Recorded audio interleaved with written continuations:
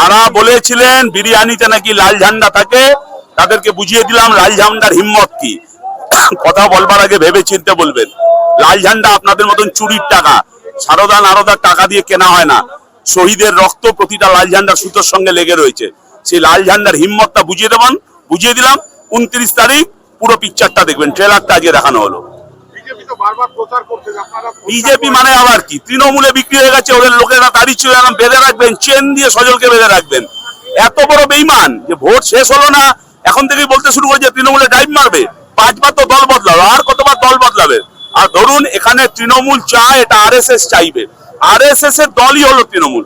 RSS শুধু একটা সরকার চালাবার লাইবিলিটি নেবে কেন, যদি তৃণমূলকে দিয়ে লাইবিলিটি পারপাস সার্ভ হয়ে যায়? তাই তৃণমূল আর বিজেপি মানুষ বুঝেছে এক।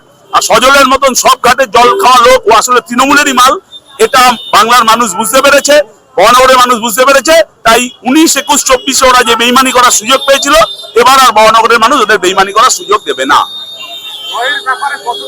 প্রথমে যখন দাঁড়িয়েছিলাম ভেবেছিলাম 100%, যত দিন যাচ্ছে 200% থেকে আরো বাড়ছে জয়ের ভরসা। এটাই বুঝতে পারছি না কে ধসবে না। কেউ তো একটা দ্বিতীয় হবে, কেউ তো একটা তৃতীয় হবে। কে মুখ থুবড়ে পড়বে? কখনো কেউ বলছে তৃণমূল মুখ থুবড়ে পড়বে, ও যা চুরি করেছে। কখনো বলছে বিজেপি মুখ থুবড়ে পড়বে, কারণ হলো অরিজিনাল তৃণমূল, আরো বড় বেইমান তৃণমূল। আমি বুঝতে পারছি না। আমরা 1 নম্বরে, বাকিদের নিয়ে ভাবছি না।